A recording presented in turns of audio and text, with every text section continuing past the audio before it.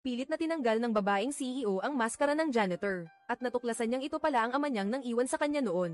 Tinitingnan ng dating mapagmahal na ama, na naging kaawa-awang itsura ngayon. Biglang naghalo-halo ang emosyon ng babaeng CEO. Naalala niya ang pag-iwan nito sa kanya noon. Padubog na tinabig ng babaeng CEO ang patakan nito, at may nahulog na. Maraming litrato niya mula pagkabata. Noong 5 taon pa lang, ang kumpanyang itinayo ng babae ay nalugi, at nagkautang ng 30 bilyon. Hindi niya ito kayang bayaran, kaya't mahaharap siya sa 20 taong pagkakakulong. Sunod-sunod ang mga empleyadong sumisingil, pero hindi pa rin siya nawawalan ng pag-asa, dahil alam niya, naaalagaan siya ng husto ng kanyang ama. At tama nga, agad na sumulpot ang ama sa gitna ng ulan. Binuksan niya ang kanyang baunan, at kumuha ng isang dumpling para ibigay sa anak niya. Pagkatapos mong kainin tong dumpling na to, hindi na kita ituturing na anak.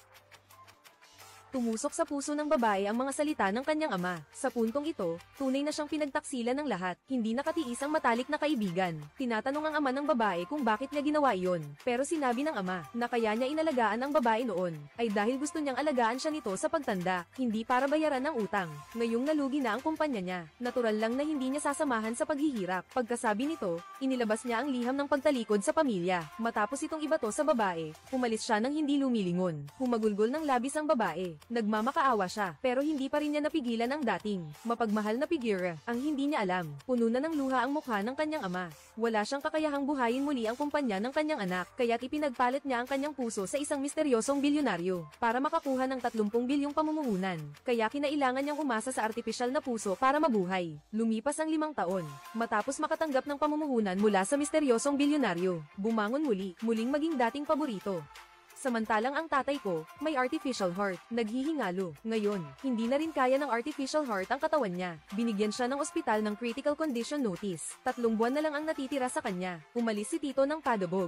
Inaasahan na niya ito. Ang iniisip niya ay kung ano ang mangyayari sa kanyang asawang nakaretay sa kama. Di nagtagal, napansin ng doktor na naiwan niya ang race eta. Agad niya itong hinabol pero nakasalubong niya ang matalik na kaibigan ng babae. Agad na tinanong ng kaibigan ang doktor, anong sakit ng matandang yun? Hindi naman masasabing sakit, 5 taon na ang nakalipas. Ibinigay ng matandang lalaking ito ang puso niya sa isang mayaman. Siya naman, nabubuhay sa tulong ng artipisyal na puso. Ang 5 taon na nakalipas ay isang espesyal na taon. Parang napagtanto ng matalik na kaibigan. Mayroong lihim sa nangyari noon. Agad niyang sinundan ang doktor sa klinika para alamin ang sitwasyon. Ipinakita ng doktor sa kanya ang record ng donasyon ng puso ng matanda. Sinabi niyang siya ang nagsagawa ng operasyon na yun 5 taon na ang nakalipas. Ipinagkaloob ng matanda ang puso niya sa isang sugatan, kapalit ng 30 bilyong pamumuhunan ng isa. Hindi matanggap ng matalik na kaibigan ang katotohanan ito. Hindi niya akalain na ang lalaking itinuturing nilang pinakawalang puso, ay palihim na inialay ang buhay niya para sa anak niya. Para magtagumpay ito, sa mismong sandaling ito, biglang nakatanggap ng mensahe sa grupo ang cellphone ng matalik na kaibigan. Kinuha niya ito at tinignan. Natuklasan niyang yung lalaking inakala ng lahat na mali sa loob ng 5 taon.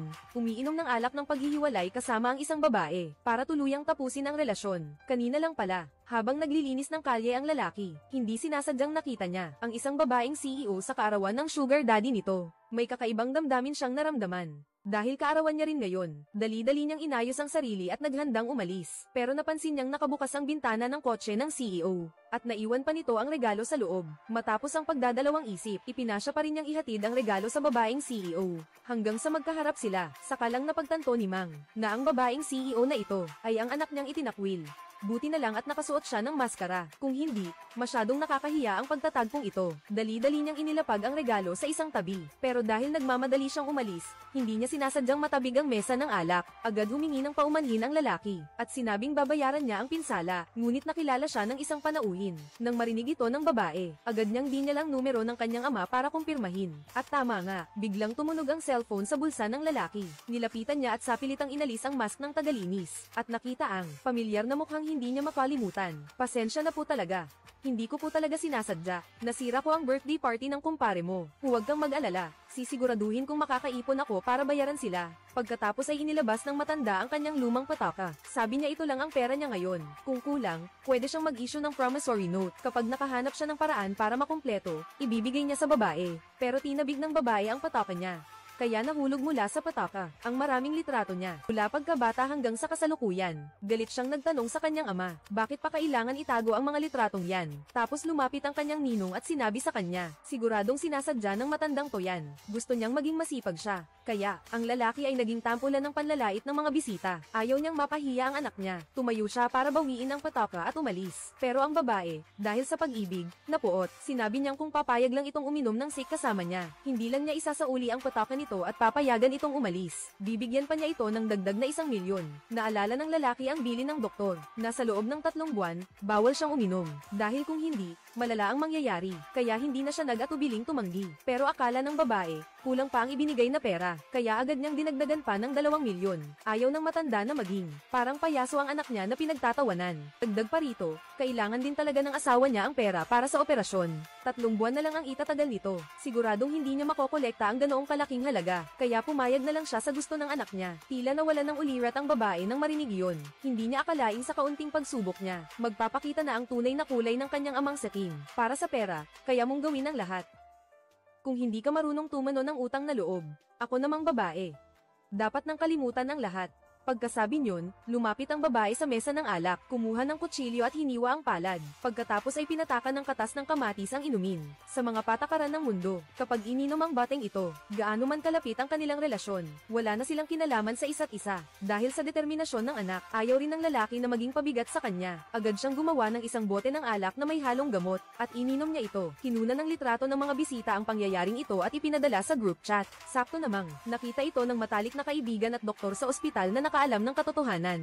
Agad nagbabala ang doktor, hindi pwedeng uminom ng alak ang may artipisyal na puso. Pagkarinig nito, agad tinawagan ng matalik na kaibigan ang babae. Pero ang naririnig lang sa mikropono ay ingay, kaya kinailangan niyang magmadali pabalik sa hotel. Hindi, nagkamali kaming lahat sa iyo. Ibinuwis niya ang buhay niya para magtagumpay ka. Hindi pwedeng may mangyari sa kanya. Tito. Saiyu. Anong ginagawa mo dito? Shen Mengon, alam mo ba? 5 taon na ang nakalipas. Ang 30 bilyong pamumuhunan na yon ay buhay ng tatay mo ang ipinambayad. Kaya naman nakabangon ang Wabi Group ninyo. Anong sinasabi mo?